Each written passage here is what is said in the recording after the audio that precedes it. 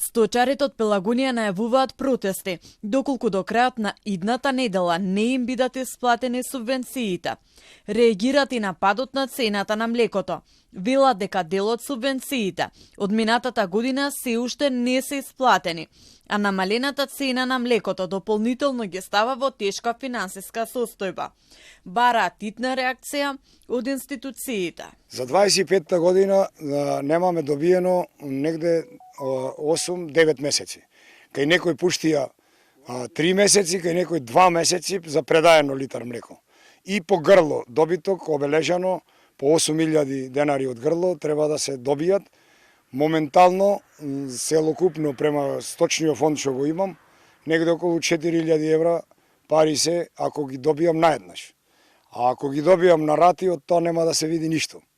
А сега во земјоделието еве пролетната сејдба и почнува. Прихраната на житото почнува. Катастрофа.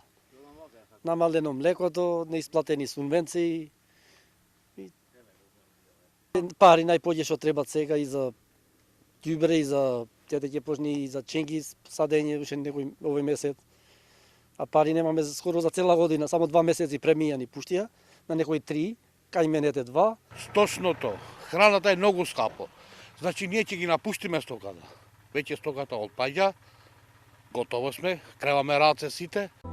За проблемите со кои се соочуваат земјоделците, министерот за земјоделство Цветан Трипуновски најави кампања.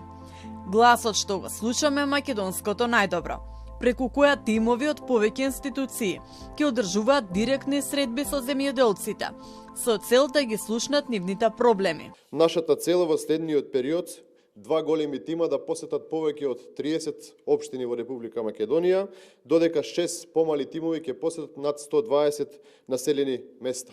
Овие средби ќе се одржуваат секоја среда и сабота како големи тимови, а во текот на петокот ќе се одржат помали тимови со директни средби со земјоделците низ населените места.